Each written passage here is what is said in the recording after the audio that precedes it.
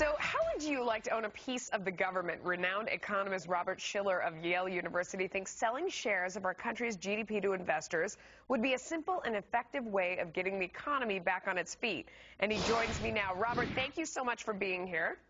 Hi, Melissa.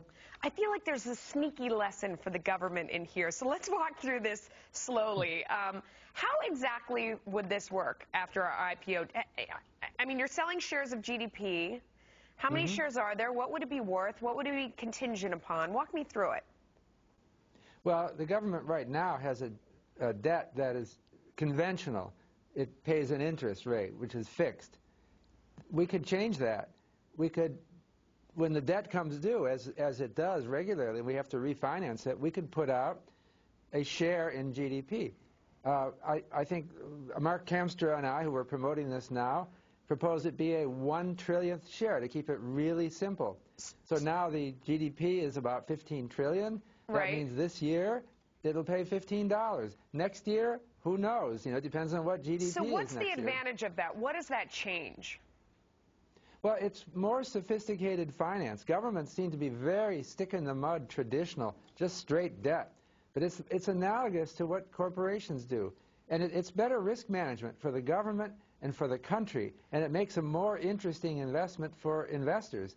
I think it will help solve our debt crisis. But will it help solve our debt crisis? I mean, I think they like it the way things are going, probably. I mean, it's very easy for them to sell debt. If you look at the yield right now, I mean, it is cheap. It's cheap to borrow money for the government. Everybody wants to buy the debt the way it is. If they get in trouble, they can just inflate their way out of it.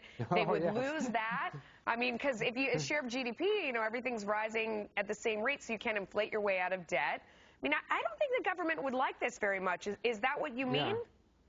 I think inflating our way out of debt is un-American, and I don't think we'll do that. We aren't going to. You say we could, and people worry that we might, but we're not going to do that.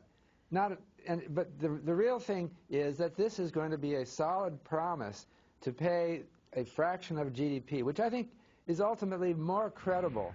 It's credible because the government can do that. We know they can do that. They have a tax base based on GDP. Would you and there's no risk of how many shares? Like the European. Would you cap how many shares that somebody could buy? And if you had, instead of Carl Icahn as your activist shareholder, I mean, you could have Bashar al-Assad all of a sudden becomes, you know, sort of your nightmare activist shareholder in the U.S. economy. Would you limit who could own what?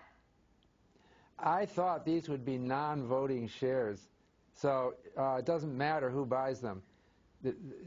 Just like you don't get a vote in the U.S. for buying the debt either, so it'd be just the same. But we don't want to issue too many of them. I think the government now has a debt ceiling, and you want to make the debt ceiling include these as well. All right, Robert Shiller, thanks for coming on. Interesting idea. Somehow I don't think they're going to go for it, but I like it. Oh, someday.